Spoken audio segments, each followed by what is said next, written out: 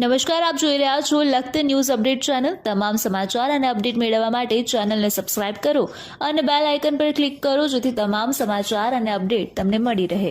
હાલ આપણે લખતરની અંદર ઉભા છીએ અને લખતરની અંદર જે ભૂતપૂર્વ સૈનિકો છે તે આપણી સાથે જોડાયા છે।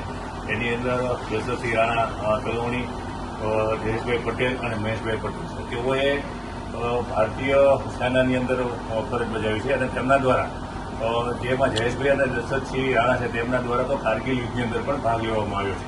ત્યારે હાલ જે પહેલગામ હુમલો થયો તેના વળતા જવાબરૂપે સરકાર દ્વારા ઓપરેશન સિંદૂર ચાલુ કરવામાં આવ્યું છે। તે અંતર્ગત આપણે તેમની પાસેથી જાણવા માંગી કે તેઓ શું કહેવા માંગે છે। આપણે પહેલા યશસ્વી રાણા પૂછ્યું। યશસ્વી રાણા, તમે શું કહેવા માંગો છો? આ જે ઓપરેશન સિંદૂર ચાલુ કર્યું એના માટે શું કહેવું છે તમારું?